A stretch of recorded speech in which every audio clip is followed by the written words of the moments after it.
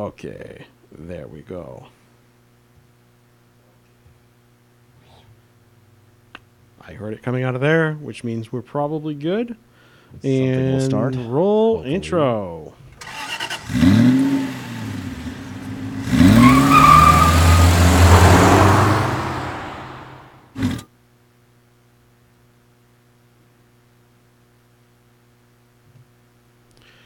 Okay, fourth attempt today. It's okay.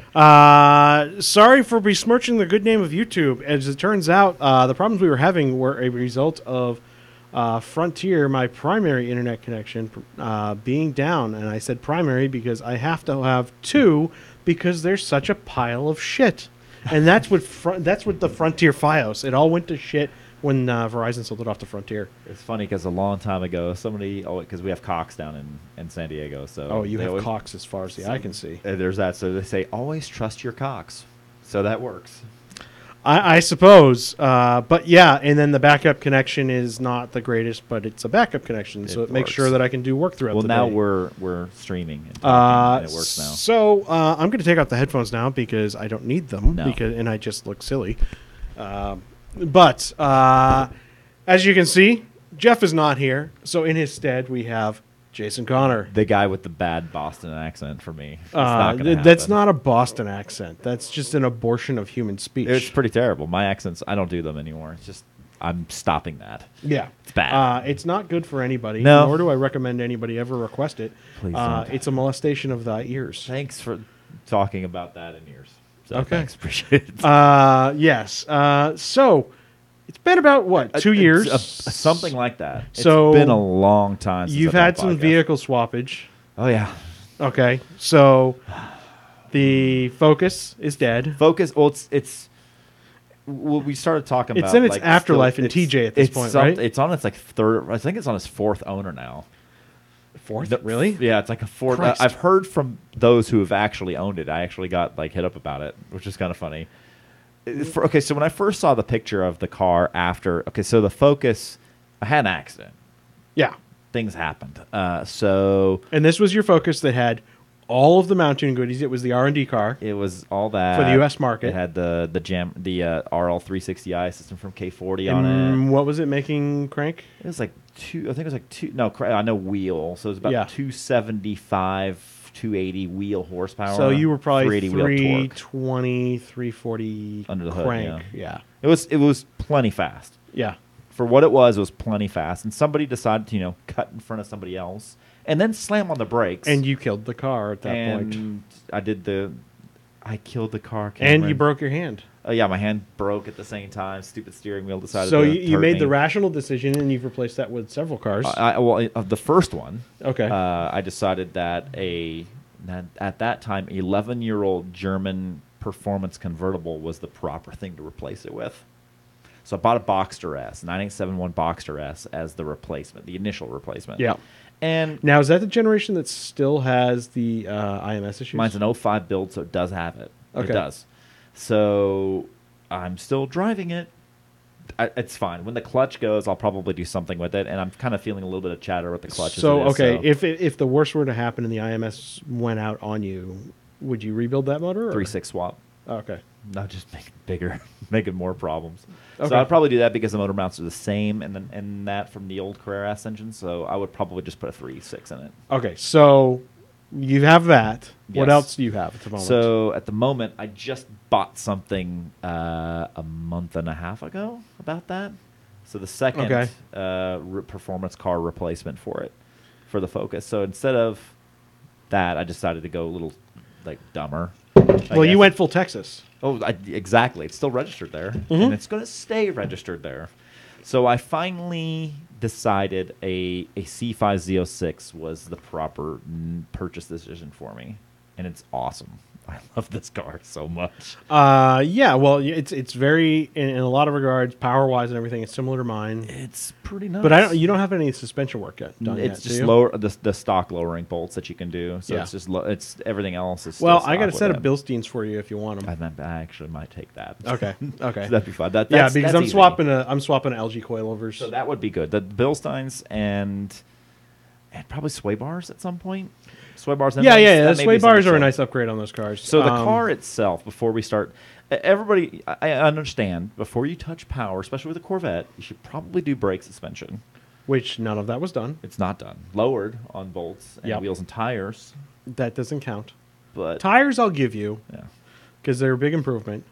big improvement. Yeah, because you're But- running NTO ones, right? NTO ones and All four corners, or all four corners. So big, fat, meaty sidewalls that actually can hold the power. And your 18s all the way around on Yes. that versus the Stagger. 17, 18, 17, 18 is setup on the C5. it's like 265, 295 is on the stock width. Okay. So now it's a 275, 305 on 18. And then you had Ryan Cunningham tune it like a couple weeks ago. That right? was, oh man. And what did he say power wise it's doing? So it's making 440 to the tire and 399 torque to the tire. okay. So it's pretty awesome. Yeah, our cars are very closely matched because mine's 424 horsepower wheel, but 420 torque. But you still have stock cam. I do. I have stock heads, stock ham, like the engine is, other than the headers and everything on it, the engine is completely stock. So mine is, it's kind of nasty. Well, It's got a real my car was big- tuned by Ryan as well. It's a but- big, lopey Stage 4 cam from Brian Tooley Racing's in it. So still stock heads. Yeah. So it's a port polished job with upgraded valve springs. Oh, they are ported in. They're ported polished stock Oh, okay. heads. I So thought they're they were not- completely stock heads. They're port polished heads, and then valve springs were updated. Yeah, Fast- those things will get valve float on those stock cylinder heads otherwise. Yeah, you got to do something with Yeah. it. So, I mean, at some point, if I really felt like doing head work again, I don't. You could go to like some AFRs or That's something. what I was thinking, something like that. But at this time, I'm good with as it sits right now. Right. And then some long tube headers and X pipe stock titanium exhaust, and it's enough. It's a Texas power-wise. car. It's very.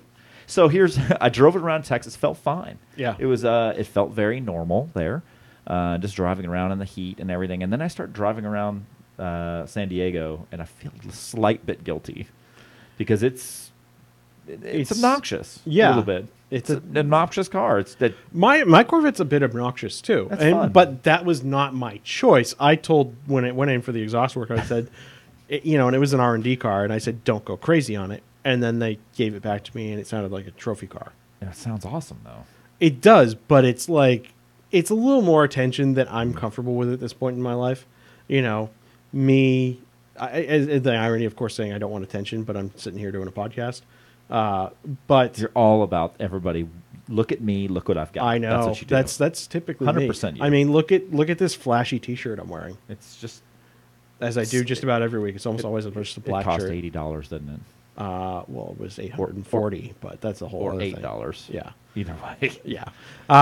So yeah, it's at least. So I got an 01. So that's the difference with it. And Speedway White was only available in 01. So it's at least as its rarity's sake, and it's a fairly calm color. I think it really looks good in the white black Stormtrooper type. Yeah, livery no, with it's a good looking car. It's sharp looking, but I didn't buy a yellow one. Thank God. No, wouldn't and the do that. C5 yellow was an awful color It's not a good anyway. one. It's mustard yellow. Like I like the C6 yellow. I mean, you've got to be a certain person to buy that car. But the no. bright yellow, No, not for me. it looks better than the C5 yellow. It does.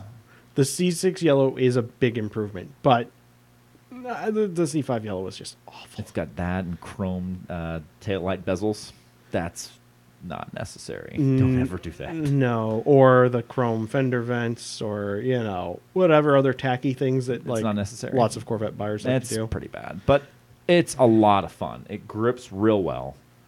And it's just a crap ton of fun. I really am enjoying Corvette ownership. Now, I've been doing it for 10 years, so but then, so the car inevitably was not driven by the previous owner that much. yeah. So it was. Well, he replaced it with a 570, Yeah. a McLaren 570. So, I mean, it's yeah. C5Z06, McLaren 570 GT. That's a.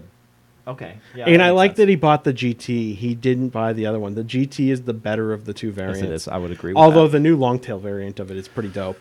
It's that 600 LT looks something delicious, doesn't it? Yeah, I mean, well, it's a McLaren, dude. And They're always great. vertical pipes. Yeah. Yeah, the pipes that's coming a out of the problem. back. Yeah, it's very, very cool. Okay, so then you also currently you have an Infinity as I have well. an Infinity don't you? M45. And there's another car that you're actually getting rid I of. have a Civic Hybrid too. Yeah, you're looking to get rid of this. I mean, there's nothing wrong with it. It's a computer car. It's cheap commuter car. It's just now sitting. But you're looking to get rid of it. Oh yeah, that needs to be gone. Ballpark, what are you looking for? Probably $4,500. Okay, so if you're in Southern California If you're or in Southern anywhere California, near, you need a commuter car, just hit me up at Terminator Con. Just come find me somewhere. and it's in wherever pretty I'm good at. shape too, isn't It's it? a good car. Yeah. I mean, it's just I don't need it. That's the only thing. Well, no, you're one man with 4 cars, and that's ridiculous. Says one man with 3 cars at the moment. You got one more than me? How dare you? Well, I have the 3. I mean, I've got the Vet, I've got the Fiesta, which is going away Yep. very soon. As a matter of fact, a friend of the show's, I think, maybe procuring it. And Really then- cool car. I love the Fiesta. Yeah, I mean, you took that car. You're actually responsible for the paint chips on it, to be honest. Sweet. When we went out in the desert, like shortly after I'd done all the You mountain said stuff. lead, and I led. I know it was a stupid decision on my part. And you but- still have it, and I don't have mine. No, The whole front end of mine, you should have led. I should In have. retrospect. I should have, because the car was not very old at that point. No, it was still very, very fresh. Yeah, it was straight after all the Mountain stuff on it. And That's the amazing so thing good. is that car, you would think there'd be a bigger difference between the Focus ST and the Fiesta ST, but those cars were very, very tight up until you got deep into triple Until that's where digits. displacement took over, really, at that point. And that was well north of like 110. I don't know about that, was it? Well, it's It was Death years. Valley. Death Valley. Yeah. Things happen in Death Valley. Or they don't. It's fictional. Either way.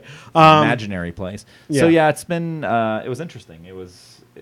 Things needed to kind of shake up a little bit. So the two cars, performance, I mean, it'll just be the Corvette and the Porsche. Yeah. So those are the only And your things. Porsche is not PDK, right? No, it's manual. Okay. I wouldn't, no. Oh, I like my PDK. Not in that, I mean, no, I can't do it. I mean, on the newer ones, I'd probably would really strongly consider it. Yeah. But old school PDK, no, I'm okay. And the Boxster PDK was not great. I think actually Was those it even were- no, PDK no, or- those were automatic. Those were Tiptronic. Those yes, and that's Which Tiptronic doesn't mean anything. It just means manually shifted auto. it's just automatic. But- That's all it is. Okay, Move so my chair a little bit. enough of your current collection, given we've gotten the 2-year update on this now. yeah. Let's hit some of this new stuff that we were just talking about. Oh my god. So the new BMW 3 Series has been unveiled. And for the U.S. market, we're not getting a manual. that's bullshit. It's bullshit, but can you blame them? No, I but mean, at the same time, that's the one car that should still maintain a manual transmission. At least have the option. yeah. Because the ZF transmissions in them are phenomenal. Yeah. They really are quite good. Yeah. And when I was still doing the car searching, I was looking for an old 335 diesel 2011. That's what I was kind of considering for a while. I had really considered one of those back when I bought the Fiesta, but the problem is that they have major intake plumbing issues in They do. regards to the carbon buildup on them. And so that is a thing to get done. And if the turbos go, I talked to one of our friends with Driving While Awesome, Warren over there, so he knows Yeah. because he works on them. So he's like, I think it was like a 40 to 60 hour job to replace the turbos on that car. Yeah, And they do go. oh yeah, So that's something to be very well aware of, and that was something that made me and it's exceptionally nervous about buying like one. that's a pretty good chance of happening around 100,000 miles. Yes. And the carbon is a guaranteed every 40 or 50,000 miles. It will literally choke itself out. That's just terrible. Why? Says the guy that owns the Ford product with direct injection. So when we talked about this before, when Yeah. I installed a catch can at 22,000 miles, my valves were caked with carbon Yeah, already from on the beginning. Focus, just to on the be clear. Focus. Yeah, it was Yeah. and I was like, why didn't I do this from the very? Now Ford should definitely be a witness. And I had I texted- believe they've addressed that in the newer turbo motors, Probably. but like, yeah, it's a legitimate serious problem with those motors. And I texted Ken and I sent him the picture. I was like, Ken, look at this. Mhm. With Ken with Mountoon. And he's like, our engineers have found no appreciable or measurable performance degradation of it.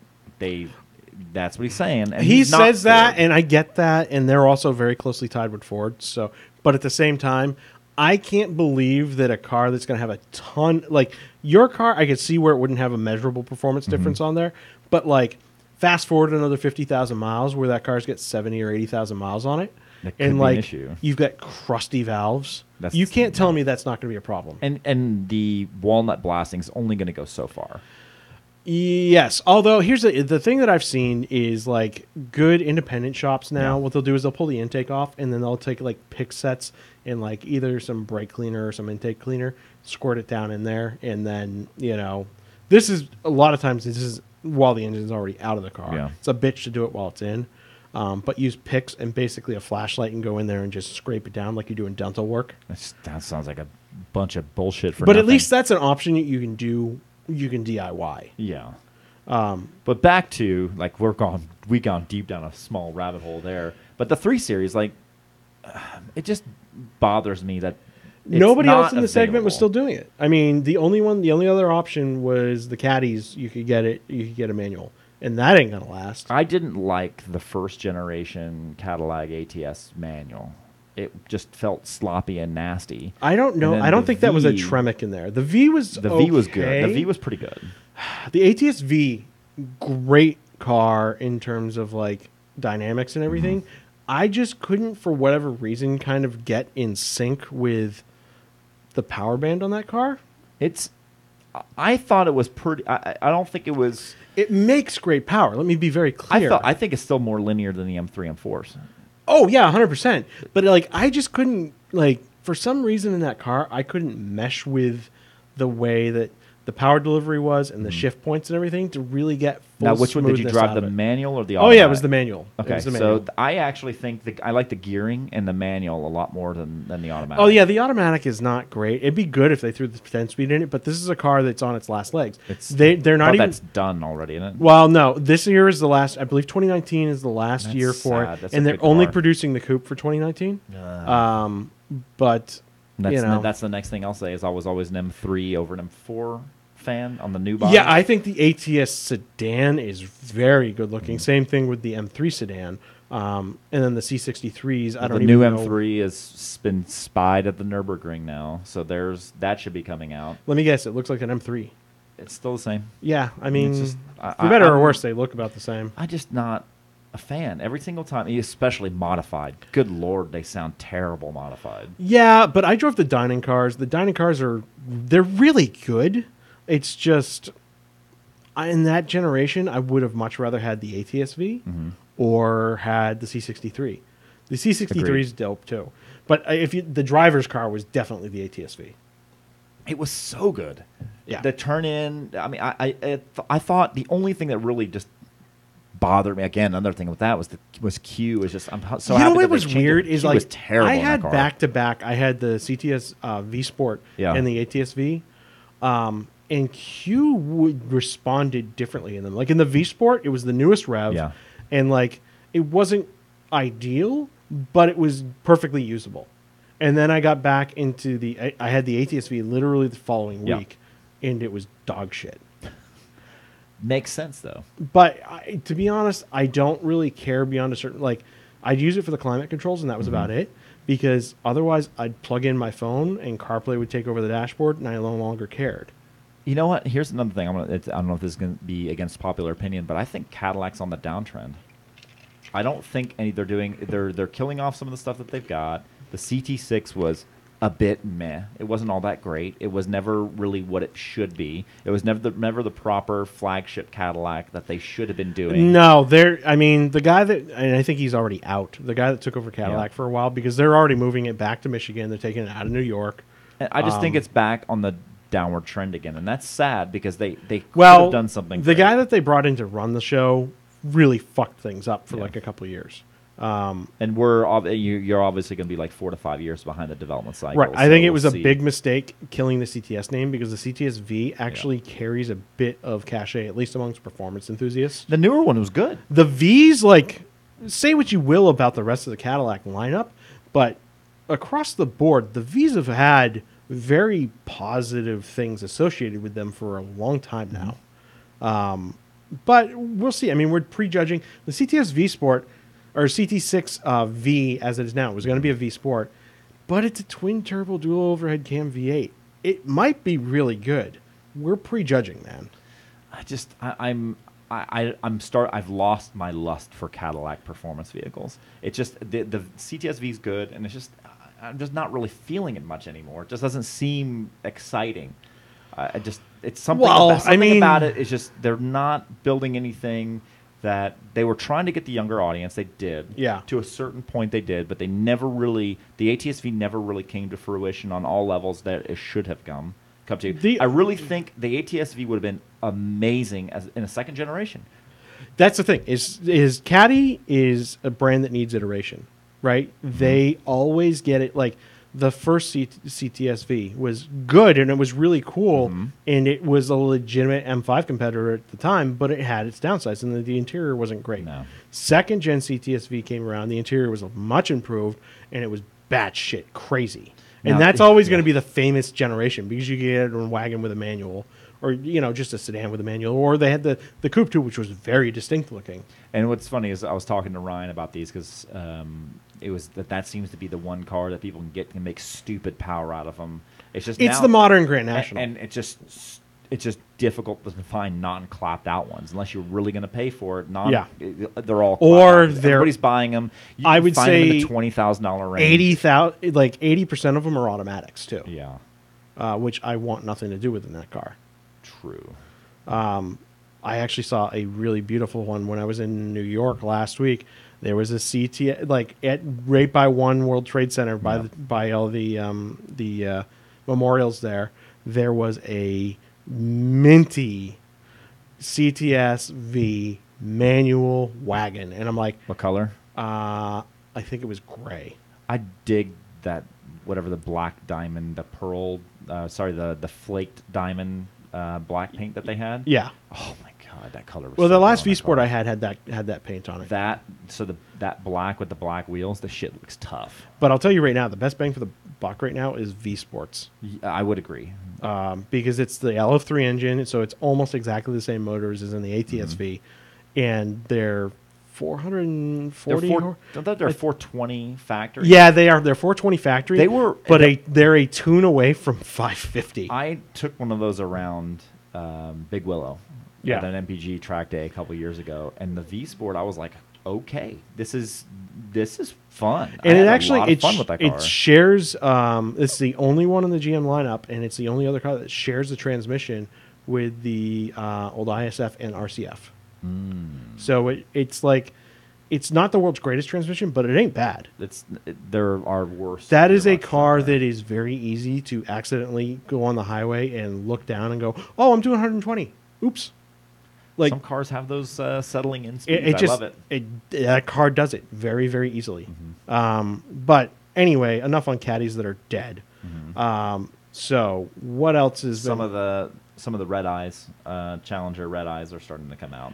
Yes, and every single time I've seen any media or whatever the red, I always think about Brian Brown from the movie Cocktail. He's like, "Hey bartender, you know how to make a red eye?" Every single time I see it, it's like, I don't know. I'm not sure the name was right. Yeah, I don't know. I mean, it's just like Chrysler's always throwing out some weird iteration or other. And I'm going to hit chat right now just because they're asking questions before we finish up and lose track of where we were. Lexus F is the new Cadillac V. They're tamer. They're not as crazy. Everything, and that's what I liked about the CTS-V, the second gen. It was just had that level of batshit craziness about it. That was just, there was some level of excitement with it. The Lexus F, they're great. I would equate Lexus F to late 2000s reliable BMW M. Yes, that's kind of where they're at right mind now. You, I like those cars. They were great, but they're not the same level as the V or the M's or the C63s. They're just not there. And the styling, I've specifically got a question from Orange on Orangey, which is funny because I read it as orange on styling. I don't know. Some of the Lexus stuff, like, I don't hate the GSF. No, I don't either. But I get where there's a lot of, split opinions on the styling. Like the headlights are kind of sucked in too much. Our friend Manuel Carrillo, he said the same thing. Like, we were actually walking around downtown not too long ago, and It was just he's like They are the kind lights of are inset. offset. Yeah. I at least like that they've gone crazy with their styling to a point. At least they've pushed that envelope, and I actually think that they don't make bad looking cars. They're not. No, they're not as pretty. bad as people. I think some people make them out to be, but they will look very much of an era in 10 years. The same thing with that and the C7 Corvette. They won't age. No, well. no. The C7 is already not aging well as far as I'm concerned. Oh, they don't look good. And it looks like they learned that lesson on the C8 because the C8 is much more restrained. That's a good thing. It's looking more like it borrows a lot of cues from the C6. So I saw something that frustrated me at a local Cars and Coffee. I do not. So the ZR1. Yes. We can talk about this a little bit. The ZR1, I understand why they build the specific models for specific buyers and everything, but I saw a terribly spec'd, high wing, convertible automatic. It looked so bad. And it was just, I'm like, okay, Yeah. maroon. Okay, got it, maroon. With like a red top and orange seats with red seat belts. It looked so bad. It was horrendous looking. And full carbon. Full aero, carbon, and everything on the convertible automatic. It upsets me. And that's a car I'm like, I will never But you know touch what? that. They sell a ton of them. And that's the problem. And it was in Rancho Santa Fe of all things in San Diego. So that's like a very affluent area. And that Cars and Coffee is pretty awesome. GM did the purest thing with the Z06 for a while. Yeah. And I think they just learned their lesson of like, this can be a cash cow. Well, the thing is, the Z06, C7, the Z06 was the C5, was the ZR1. The CO5, well, no, the ZR1 was the ZR1 and the C6. Well, before this generation. one came out, the C7 Z06 was, to me, in my mind, that was the ZR1. Okay. And the Grand Sport was the Z06. Yeah, I mean again, it's kind of interesting. In the C7 generation, the Grand Sport is absolutely the track car. That's so awesome, that car. Although the ZR1 now is ridiculous because the lap times just came in around VIR. Wow. Number one, GT2 RS. This is Car and Driver's Lightning. It was Car and Driver's Lightning lap. Yeah. So it was the GT2 RS, the ZR1, and then the 720S. Yeah, and the I was GT2 RS shocked. was well out in front. God, it's such a good. The GT2 RS. Bear with me Every here. time I think about like at least the power levels and everything else with it, I remember the Sharkworks GT2 that met its unfortunate end. $300,000 car, and let's see, lightning lap, 2 minutes 43 seconds. That was the Ford GT. Let me switch back over. I'm going to find the. Let's do the full listing of all the laps with it. But Yeah. it was faster than a Ford GT. That says something. And the ZR1 they're legitimate. The Z06 is a legitimate handful. That's a lot of car to handle. And Yeah. they're squirrely. And they're not that. To me, I never liked them. I have not spent any appreciable time in the driver's seat of that car. I cannot really give good commentary on it. But after I had a friend had one in a brief stint that I drove in the C7 Z06, and it wants to go sideways going straight. And but also I think a lot of the suspension tuning, like some of them needed a better alignment setups.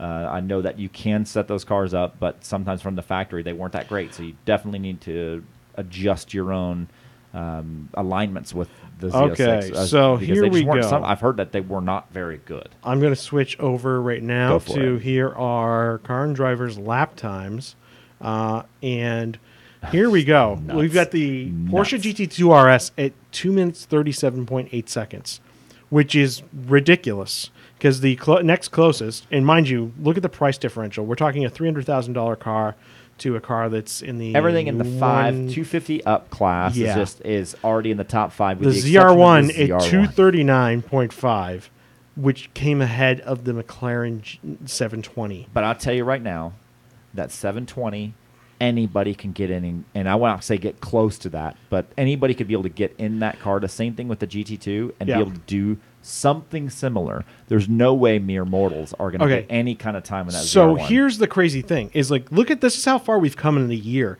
Last year, the Ford GT came in at 243. So that was the fastest car last year. And then now a few years before, I mean, just barely 2 years before that, it's the 918 Spider. 243. So they're effectively, let's just call them the same, right? Okay. And look at this concept car, Lexus RF GT. That was that kind of crazy. Yeah. It's just crazy, though, that like those cars are so close. A Performante.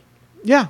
In this year's 244. Right. That's nuts. Meanwhile, how much, I mean, we have the thing is the Performante to the 570S. That's batshit in itself. Yeah. In the same class, right? But then the ZR1 coming into it, that's so mind-boggling. We have in 2015, Car and Driver pulled a 244.6 with a Z06, and this year the ZR1 did a 239.5.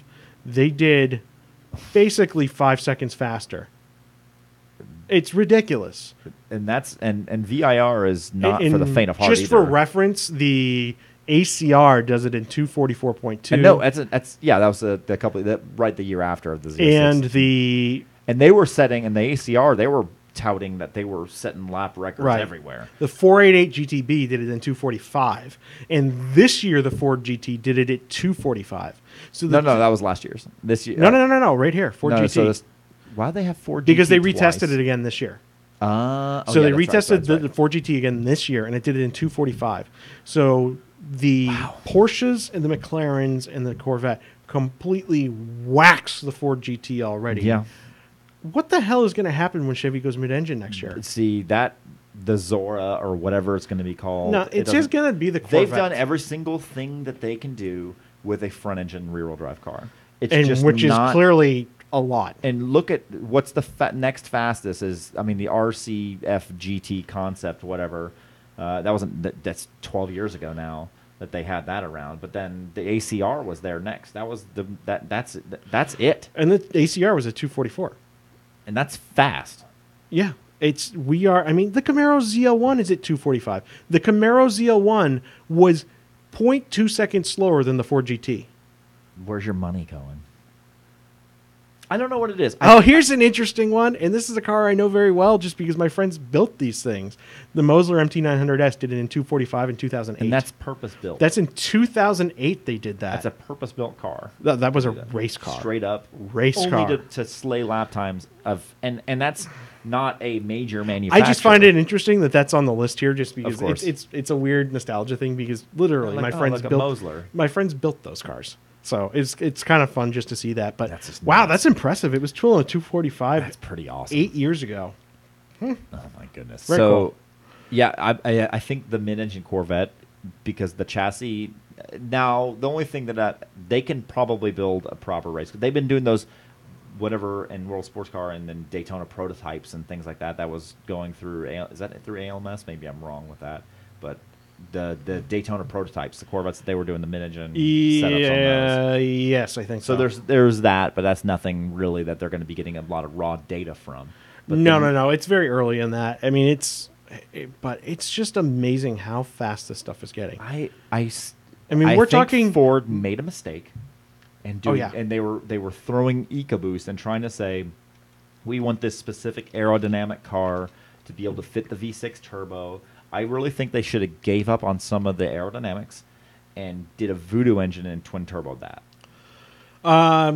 Yeah, and or did the Perspective GT500 engine in that. And you're a huge Mustang fan. I mean, you've got your car that's still forever project. Yeah. Yes. I think what Ford is just doing is they're easing people into the idea that their performance line is all going to be V6 turbo.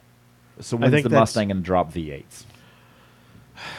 I don't think it's not this next gen, but it'll be the one after. It'll probably be the one after. It'll be a smaller displacement V8 turbo. I don't even think they'll do that because it's already the displacement on those. I mean, no, they'll just go straight to the 6 because what they're going to do is they're going to make that 6 just completely eclipse the Voodoo motors and everything in terms of power output. It's going to be a sad, sad day.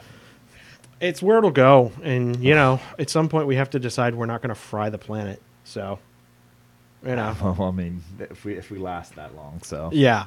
Okay. So enough of lap times and drooling over them, but it's still just amazing to me that we're seeing 3 or 4 second decreases in lap times in the course of a year. It's mind-boggling. Insanity. I love the times we live in. I mean, this to give you an idea, the GT3 did it in 2:47. That's 9 seconds difference. That's 9 this year's seconds. GT3. Yeah. The GT2, everybody will say, "Oh, they're going to be too hairy to drive." No, it's apparently not. No. They We're can be beyond driven that quickly. point, and here's the thing: is we're beyond that point in the Porsche world because they're too refined, and I don't mean that in a bad way. I just mean they're too refined, and there's so many expectations of Porsche that they won't do that. $300,000 911. Let that sink in. Well, no, that's $300,000 if you could get one at that price. That's asking. That's MSRP. Yeah, you're probably going to be paying $350 to $370. That's if not more. Yes. I could see $180,000 to $100,000 over for dealer markup on those cars. Yeah. Just to get your hand on one. I really got to have somebody on from Rensport Reunion just happened. I really got to have somebody on from that. Hopefully at SEMA. And I wanted to go, but at the same time, like I followed everybody's social media feed. I'm like, oh, here it is. There's everything. See, I'm not that far up Porsche's ass that I'm going to do that stuff yet. Like, I own one as my daily, and I enjoy that car as my daily, but I'm not, like, worshiping at the altar of Porsche. I'm agnostic on these fronts. I got a super cheap one. I like everything. You know, I love my Fiesta, and I'm reticent to get rid of it, but I need to because it's not practical for me to have 3 cars. Says, yeah, I know exactly what you're talking about. Yeah. So, okay, off of there. Yeah. So I'm smack dab in the middle of SEMA planning right now Okay. and getting schedules worked out. So anybody out there that's listening right now that is part of kind of the extended Shout Engine podcast universe or is just friendly with us, if you need stage time, if you need, we've got the stage set up at SEMA, which is going to be 6 wide, so we can have 6 people on the stage Super at once. And we can do panel discussions, and all that'll be taken care of, very similar to what we've done in years past. But we're also going to have an additional private recording studio set up at SEMA right on the show floor. So if anybody that's out there that's listening and does podcast stuff needs space, let me know. Just Chris at Shout Engine. Just let me know. Easy. And we will get you set up with space. That's what it's there for, and that's part of why we're there. A couple of weeks away now, too, which is nuts. Otherwise, yeah, if you're at SEMA, come by, say hi. I may be tied up doing a show or something, but if you hang out, my buddy Patrick's going to be there helping us out. And like, if you want to hang out and everything, you know, Patrick will let me know that you're around, and we can shoot the shit and do all that fun stuff. But it will be hectic. Just don't yell through the fences. We had that before. And if you're crazy Snake Man from last year, please just don't come. That was I wasn't there, but I heard about it. Oh, That's yeah, funny. dude, he was nuts. He was absolutely nuts. I Snake almost Man. fear to talk of him for you know, potential He's of summoning listening. him. Let's see. I'm going to go back and check the chat here because we've had it on kind of another page here We're for a on little our own bit. diatribe a little bit. Had used drove nicely. Okay. What we got? Well, we have von Waffenberg saying hello. Hello. So there we go. Lots of hellos. All right. We got an emoji fest going on. What was that? I don't know. No, that's okay. I don't know. But it's crazy chat shit. And I'm juggling a few different things right now. Okay. So what else was on? So we were talking the Challenger.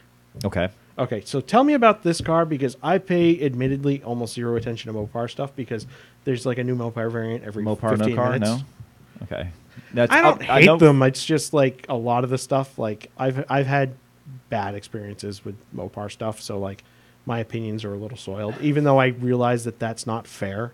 It's true. But you Some have of your the- biases after Some of the things certain with cars the red eye for you. from what I remember with it, I remember it was like 797 horsepower. Because the Hellcat needed more power. Right. Is that You know- that's more than the Demon too? No, isn't no, it? it's less than the Demon. What was the Demon? Demon was like 840 Okay. with on super fuel or whatever the fuck. Oh, on 100 octane or Yeah. something. Yeah. So and then it's a different super. It has the Demon supercharger and a few other bits. Still So wide body. Basically, Everything it's that's with it. like, It's like a Demon hey, Light. this is a Demon. Just you know, you need to Not make a the drag. slight boost. Like here's the Demon, but not the drag car. Okay. That's kind of how I interpret it, which it's cool. I love me some Hellcat, but that's... Are Hellcats depreciating like motherfuckers at this point? So I remember when I was looking at like last year. Yeah. And you can get Challenger Hellcats. That's weird. When I was looking at Challenger Hellcats in the high 40s. With a decent And those bit of cars miles. were 75, 80 grand new, right? Yeah. Yeah. No, they were starting out with 60s. Oh, were they that 60s, low? yeah. Wow. They're of course, you weren't going to get one at that price. I remember I was looking at a Hellcat lease for a little bit. I was like, should I do that? Yeah, you are in like you like, are, and forgive me, done that. you are like firmly like tiptoeing on the edge of midlife crisis land, my friend. It's okay. Yeah, it's a white Corvette. It's not a big deal. yeah, It's not a big deal. Yeah. But a Hellcat would be awesome. I'd have done that. But I only... I but would that have, consumes fuel at a point where it's aggravating to drive. So, well, the Corvette's kind of bad. Is yours that bad? It's kind of bad. Mine's not bad. Well, I drive it a lot in the city and then on canyons. I don't drive it really... I don't do a lot of highway You got cruising. a big aggressive cam in yours. That's why. true, too.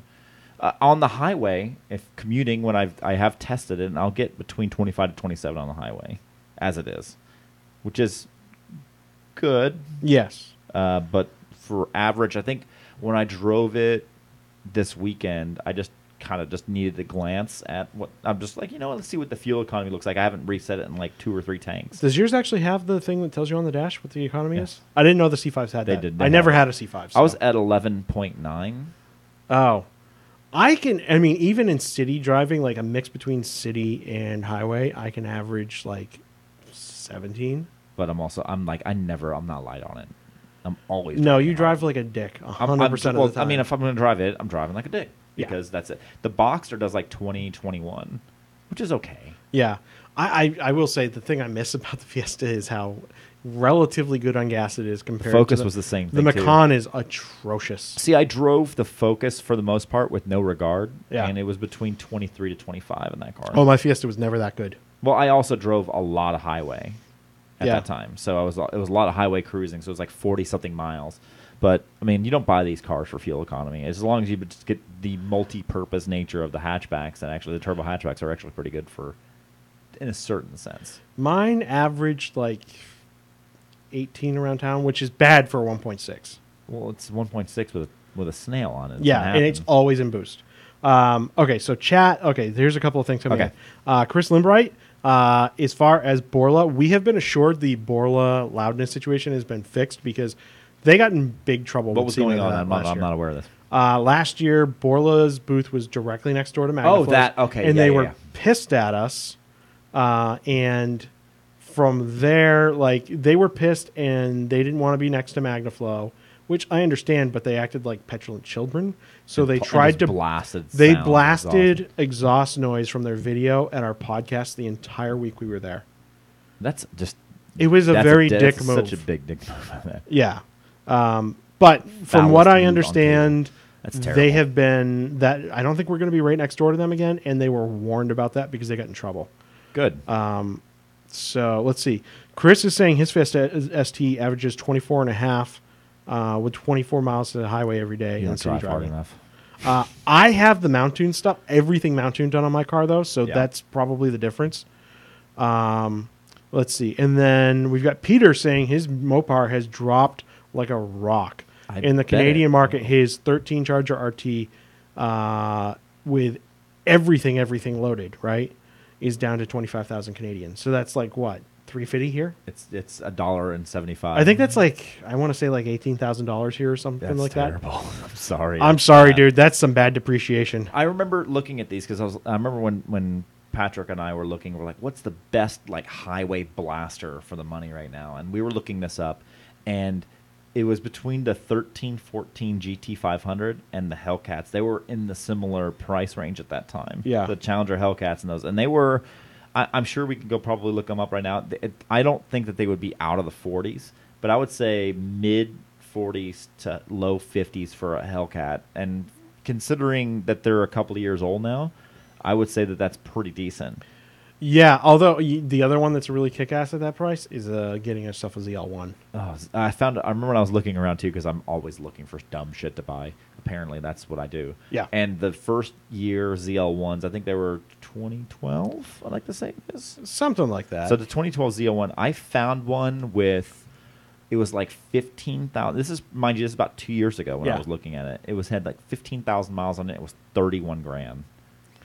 Yeah, and I think they're well under that. At And this now point. that's a missile for that price. Yeah. And it's, if you can You get know, over that as the first of the 5th gen Camaro styling, if you can get over that, which I could easily get over. I mean, it's the only thing is that first bit had the G.I. Joe Kung Fu grip for the steering wheel because it was yeah, terrible. yeah. And then visibility is a piece of shit. God, they're so bad. The convertible that I drove was just horrible. I just, it's pillbox. It's but terrible. the crazy deal is But- the or not Z06, the Z28 rather, are in like the low to mid 30s on That's those such cars. a good In a, car. in a 5th gen Camaro Z28 for that price is not a bad buy at all. No. But it is race car. It is not a good daily. It's not for the faint of heart. No. Even my it's- Z06, it is lowered on the stock bolts, and California has some bumpy roads sometimes, and sometimes like I think I'm gonna need to raise the bolts in the rear. Oh, dude, my specifically, car is raised all the way because around. I'm hitting bump stops on normal driving. My car is On raised just- in it's all, not good. All 4 wheels on my Corvette are raised. People kind of make fun of it as like the 4x4 Corvette, but the difference is I can drive it everywhere and not destroy it. True. I did that specifically after doing a lot of canyon driving. For the most part, all I do in that car, it's only weekend and performance driving. Yeah. I don't really, I don't do too much. I have just a few times, but it's not like at a crazy commute. But I have driven it to work a few times, so it's nothing insane. And I have a couple mile commute now, so it's not like it's a big deal. But for the most part, it's I only drive it and drive it hard, and that's the point of that car. That's all I'll do with it. Okay, so Interesting. different topic entirely. Yeah. So this week it's basically come out that the Model 3 is now basically the safest thing on the road. Who cares? But for all their problems, like Tesla's safety record is fucking incredible. You got to give them that. Okay, so Who we'll get cares? that. You were the man that had one on order at one I point. pulled that shit. Why do you say who cares though? It's I got it. That's the revelation of everything that it goes forward with, Mhm. and it's everybody gets accessible for the most part. I still think that they need a little bit less of a premium product.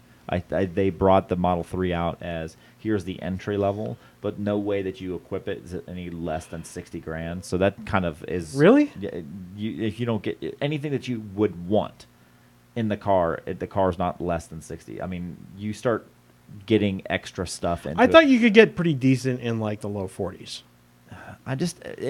That's just not the whole point. I really am bothered by the interior material quality at that price point, even in the 40s. We're just not talking about safety. Let's just talk about my qualms with it. Is the Model S is not that great for interior material quality. It just No, that it's not. bothers me. But imagine, like, again, I think this is kind of same syndrome Cadillac has. That was their very first. That was their. I get it. I mean, we could call the Roadster their first car, but it really, I That's- wouldn't call it. no. I would say The Model all S- new car would be the Model. I'm the betting Model they S. address that in the next version. I would hope that they would, but there's still I don't feel myself even drawn more. I was I think it'll thinking be- about it just because it would have been a good commuter and things like that, but then it's just an expensive proposition to go into. I think it'll be interesting once the performance variant comes out. Okay. But I really like electric cars, especially after the time I've spent in them in the last. And I'm not few an months. anti-electric car fan. I was actually somewhat considering a certified pre-owned i3 for a little bit because they were like the range extended models. Those were in the mid to high teens. And I'm like, okay, it's a $50,000 electric car for and it's all car. $17,000. I like the fact that it's 100% carbon chassis. It's amazing. It's cool. It's an interesting car. And I'm not a huge But, fan of modern BMW, but the thing is that would have been a decent commuter. No, it would have been a great. I was like looking at that and like a couple-year-old Volt, just for if I was going to continue. My to do dad bought a long Volt just the other day. He bought a Volt. I think it was on Saturday. a certified pre-owned one. No, Like brand new. Brand new ones. Brand new one. I think he came out the door after all the rebates and everything, like high 20s. But the Bolt is expensive. Well, he bought a Volt, No, not no, a Bolt. but I just I kinda had the flipped it to the Bolt Bolt. 2 weeks ago, 3 Mm-hmm. weeks ago, and I really liked it. I mean, yes, the interior parts are cheap, but you're paying for the battery pack on that car. Agreed. Yeah. There is it is- the differences that you get with it. It is the perfect city car. It's yes. I'm just still. I don't love it. I would have found myself more interested in driving around a cheaper i3 than even. Well, you know what else considering is? an I mean, Model dirty S cheap is you've or got Model 3. the 500Es are like they're like I think you can trade them for a Slim Jim or something. Yeah. And then the $1 in some envelopes. yeah, and the Nissan Leafs in the used market Ridiculous. Off of The only thing off with of the- lease. Yeah. You can buy those out here for like $8,000 or $9,000 with like sub 40,000 miles on them. It's kind of the only thing is they don't have, and it's not an issue for us. Oh, actually, it kind of can be considering where you could drive it, but they have the non-cooled batteries, so they don't have the temperature controlled batteries like the Volt does, and that's a big problem. Again, that's a large deterioration of battery issues with them is if you don't cool them properly. Both Tesla and GM are water cooling their Yes. batteries, which is a big difference. I'm not sure BMW does on that car or not. I don't Sure know. they I don't know that car probably- well enough either. Probably sure they would. I heard that there's supposed to be an even further range extended model on the i3 coming up. Well, they recently. killed the range extender in Europe last week. But the new ones here, I think they're supposed to be doing something because we need in the United States market or North American market, probably need. Okay, that. so we got a couple of comments for you. Got it. Go for it. Let's see. First one is, how hard do you think it would be to pull the passenger seat out of a Boxster? Because Rumble Strip here says that if he can do that, he could use that and he could use that car every day, so he could bring his dog with him. So is the Boxster seat coming out a big pain in the ass, or does that set off like a bunch of sensors? It and probably stuff? would because there's I do believe there's side impact airbags in that. Okay, so check that out, dude. Like, check all the sensor situation because that's the biggest problem in my vet right now. I just know working in the interior of the Boxster in general sucks. I replaced the clutch interlock switch because that's one of the things that went, and it was so freaking uncomfortable getting in that car just to replace a stupid switch. Well, it's a tiny car. It sucked. I did not like that. And the only way that I could do it, literally, I had the top down, legs straddling the headrest, and I'm literally getting lightheaded trying to get to this stupid switch. That doesn't surprise me. I pulled the interior part on the Macan several weeks ago, and FYI, for everybody that's been asking me questions about the CarPlay retrofit stuff, I'm still working on it, and I'm trying to get it to a point where it's actually a product that doesn't suck to ship. That'd be kind of cool. So, yeah, else I we totally got? get it. But the Macan interior was actually relatively easy to pull apart once you figured out a few tricks. It wasn't too bad, which Interesting. was kind of a nice surprise. Jesse Rosenfeld says, you inspired him to stick it out in the military. Really? He has 4 years to a mil retirement at 38. And he's inspired by the fact that, like, you're doing us all this other stuff. And he's like, oh, I can just stick it out and then just have fun and do whatever the hell I want after. Jesse, thank you for that. That furthers and fuels my. Because you just signed up again. Goodness. I re-enlisted in another couple of years, Yeah. like 6. So Oh, you did a full I 6. did full 6. Okay. So I'll be at 21 now by the time I can. And what's your rank right now? I'm a chief. I'm an E7. Okay. So So that's- where do you think you'll be at the end of that? it all depends on what happens. We'll see. Okay. I'd like to at least get another one up. That'd be nice. Okay. But I could continue to 24 at that point, which would be kind of interesting. I still love the fact that that there is an actual position called the Rear Admiral. Oh my god! I Of course find that Chris would say- hilarious. Chris would say that. It's very funny. It doesn't sound real. Well, it's you and your power bottom fetish or whatever that is. Oh, the Ford Power Bottom? Yeah, you and that. I find that very stinking funny. comment. That's just a funny Oh. comment too. Yeah. Almost forgot I about am that, didn't I am you? officially like 12 years old. That's okay. I find all this crude stuff very funny. It's crude humor. If you don't, Yeah. if you lose that ability to laugh at crude humor, then Okay, you're guys. you're no longer a child. So at this point, I think we're going to start wrapping up. If Okay. you have any questions, throw them in the chat right now, and we'll get to them and try and address them before we get out. Otherwise, we're going to get the hell out of here because we tried this stream multiple times, and it was Kill a problem. time. And we're in, but and I'm glad we're it finally in, We're in worked. the Palatial Podcast Studio 2.0, which is lovely. Yes, I mean it was a lot of work. That I went have into not setting been this to up. the new Palatial Podcast, dude. It's nice. Let's see. I'm trying to see if there's anything else coming in. I think that's it for this evening. I'm just gonna dispel this quick rumor. It's not this. It's not Brick. Just saying. You should have left the illusion. I ruined it. Why? It's Was there got- actual debate on that? No, there's not. Oh. That was one for me. Oh, okay. No, it's not. It's unfortunately not. We're on the second floor of an apartment in Redondo Beach, California. So there's no brick walls. Yeah, this is my office/studio. Okay. Oh, we got one last question. Yeah. Chris, what do you think it would be easier to do in a 14 Fiesta ST, Sync 3 or retrofit CarPlay? You can actually retrofit Sync 3. I did it myself. If you have questions on that, Chris, shoot me an email directly at chris@shoutengine, and we can talk about that. I went through that whole process, and it's a little painful, but not too bad. But also at the same time, I remember on the Civic, I got a Apple CarPlay unit in there, and I was looking for something for the Porsche too.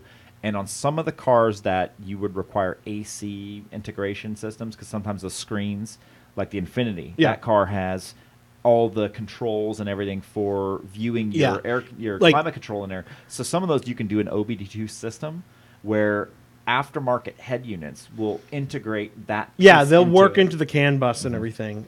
So there's a possibility with it. So there are aftermarket systems out there. I believe this was with Pioneer. I have a unit from. Oh God, my brain is just frying out on me right now. But I have an aftermarket unit sitting in the closet directly over there. That's going to be going in my Corvette. I'm using it currently for app development testing. And from there, that's going to be a nice little, but it's not going to integrate with anything from the C6 chassis or anything. Okay. But I don't care. I just want CarPlay in that car. But to answer, Chris, your question, I will not try and sway anybody into using the solution that I've been working on in a car that already has a viable upgrade option to CarPlay, because those factory systems are just going to work better. Now, with that, too, I remember I had a rental car I had to drive up for something that I had to do for work. And it was what was it, the GMC? I don't even remember what it was. Not the Acadia. I think it was the Acadia, actually. The GM's done a pretty good job integrating. But their integration, it was like super quick, because I was driving the Civic at the time, and I had an aftermarket Pioneer. Now, mind you, I had like the $300 Pioneer. I didn't care. It was a thing that worked. Just something in there. But even then, you have to plug it in, and sometimes the aftermarket systems suck. But this one is just every single time it connected right away to CarPlay, and that's awesome. Yeah, they just work properly. Yeah, GM has nailed that down. Okay, so we're gonna do these two last questions here. And then call it a night, because quite frankly, I'm getting hungry too. I've been eating all day. I gotta drive. So best way to spend $2,000 on a fun car experience? Miata. I'm gonna say experience. I'm gonna say high performance driving school. Any of them, yeah. Like whether that's track or Rumble Strip's talking about buying something for Dirtfish or Team O'Neill. Those are fun. Those are really expensive. If you do want to do the Drift 101 with Nail, Drift 101, yeah, you could do the 2-day course for under $2,000. If you want to start drifting and doing stuff in somebody else's car, why not? I did the Bondurant Z06 experience about 7-8 years ago when they filed bankruptcy. Did you see that? Who's this? Bondurant. Oh yeah, so I saw that too. That doesn't surprise me. I mean, the thing is as the Vipers rather, that's gonna be expensive. Nobody wants to drive Dodges on the racetrack. No, not really. They had the long-standing relationship with Corvette they had Ford for a while in the 90s. Yeah, and then they had everything. Which it's not just Corvette. It was they had Camaros and the Camaro SS. Yeah. Going through. So it was a lot of GM performance products. And I remember that the course seemed to be doing well at that time. They were great. And I remember that if you bought a ZR1, then you went through the course with a ZR1. Yeah. So that was kind of cool. So everybody else was with the Z06s. And then the ZR1. They're like, here, do this so you don't kill yourself. And then Jesse, Tillet seats. I've never even heard of Tillet seats. Tillet seats they're like the Kirkies. They're like the hard mount. You throw your own pads in. So is that what he's saying for the dog or no? No. He ordered it. Jesse ordered it for his the Tillet B5 for his C5 Corvette. I'm gonna have to check that out after this. So I have. They're a company. I've never heard of them before, so I mean, who knows if I want to die in this car because of them. They're like McBride. They're a company called Cypher, and I've seen it before, like them making stuff like advertising on the Corvette forums, but that's about it. And it's just they were like when I looked at it, like $899 for the pair. So yeah, I was just like, but I'm up in the air. I do want to get. I think I'd rather have name brand seats in there. I think Corbos like I have are the lowest that I'd be comfortable with just in terms of safety. That's the thing that I'm kind of going with, and I'm still a bit trepidatious with it because if you want some Corbos, I'll sell you a pair. I want some Ciphers. Okay, I think that we're going to call that the show for the evening because we are at 52 minutes now, so that's a decent length of podcast, and this is the 4th time we've done it. There we go. All right, guys. Well, thank you for watching, and of course, as usual, like, subscribe, do all that fun stuff. Follow us at Terminator Con. Right, Let's see. Is there a way that you can make that so it's readable? No, it's just right there. Yeah. So Terminator Con for Terminator us. Con. Haze Data. Haze Data, even though I don't really use stuff anymore. And if you do, it's angry rants at 2 a.m. Yeah, but even then, You stop that. I don't have time for that. Twitter's just so toxic now. And then Jeff will be back next week, and then shortly after that, we're going to be off to SEMA doing a billion podcasts again. Wonderful. Hit me up if you're going to be at SEMA and you need podcast space, and we'll get that sorted out. All right, guys. Cool. Thanks for watching, and have a good one. Take care.